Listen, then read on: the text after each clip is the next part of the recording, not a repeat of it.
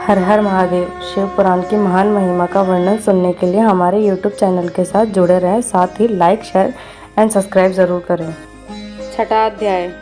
शिव पुराण के श्रवण की विधि। सौनक जी कहते हैं, महाप्रयाग सूत जी, आप धन्य एवं शिव भक्तों में श्रेष्ठ हैं। हम पर कृपा करें, हमें कल्याण में शिव पुराण के श्रवण की विधि बताएं, जिससे सभी श्रोताओं को संपूर्ण उत्तम फल की प्राप्ति हो। सूत जी ने कहा, मुने सौनक, मैं तुम्हें संपूर्ण फल की प्राप्ति के लिए शिव पुराण की विधि सविस्तार बताता हूँ। सर्वप्रथम किसी ज्योतिषी को बुलाकर दान से संतुष्ट करें, उससे कथा का शुभ मुहूर्त निकलवाना चाहिए और उसकी सूचना का संदेश सभी लोगों तक पहुंचाना चाहिए कि हमारे यहाँ शिव पुराण की कथा होने वाली है। अपने कल्याण की इच्छा रखने वालों को इसे सुनने के लिए अवश्य पधारना चाहिए। देश देश में जो भी भगवान शिव के भक्त हों तथा शिव कथा के कीर्तन और श्रवण के उत्सुक हों, उन सभी को आदर पूर्वक बुलाना चाहिए और उनका आदर सत्कार करना चाहिए। शिव पुराण सुनने के लिए मंदिर, तीर्थ, वन प्रांत अथवा घर में ही उत्तम स्थान का निर्माण करना चाहिए। केले के खंभों से सुशोभित कथा मंडप तैयार कराएं। उसे सेब, फल, पुष्प, सुंदर चढ़ावों से अलंकृत करना चाहिए।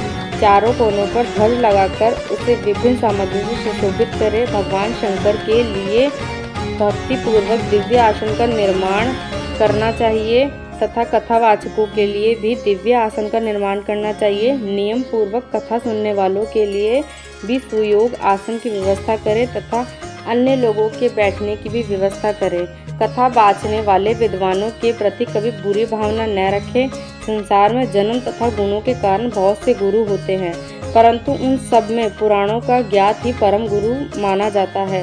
पूर्णावेता, पवित्र, शांति, साधु, ईर्ष्या पर विजय प्राप्त करने वाला और दयालु होना चाहिए। ऐसे गुणी मनुष्य को इस पुण्यमयी कथा को बाँचना चाहिए। सूर्य उदय से 3:30 पहर तक इस बाँचने का उपयुक्त समय है। मध्याह्न काल में 2 घड़ी तक कथा बंद रखनी चाहिए ताकि लोग मल मूत्र का त्याग कर सकें। जिस दिन से कथा शुरू हो रही हो उससे एक दिन पहले व्रत ग्रहण करें। कथा के दिनों में प्रातः काल का नित्यक्रम संक्षेप में कर लेना चाहिए। वक्ता के पास उसकी सहायता हेतु एक विद्वान व्यक्ति को बैठना चाहिए जो कि सब प्रकार के संशयों को दूर करे, लोगों को समझाने में कुशल हो। कथा में आने वाले विघ्नों को दूर करने के लिए सर्वप्रथम गणेश जी का पूजन करना चाहिए। भगवान शिव व शिव पुराण की भक्ति भाव से पूजा करे। तत्पश्चात श्रोता तन मन से शुद्ध होकर आदर पूर्वक शिव पुराण की कथा सुने। जो वक्ता और श्रोता अनेक प्रकार के कर्मों से भटक रहे हों, काम आदि शिव विकारों से युक्त हो, वह पुण्य के भागी नहीं हो सकते। जो मनुष्य अपनी सभी चिंताओं को भूलकर कथा में मन लगाते हैं, उन्हें शुद्ध बुद्धि मनुष्यों को उत्तम फल की प्राप्ति होती है। शिव पुराण की आगे की महिमा सुनने के लिए हमारे चैनल से जुड़े रहें।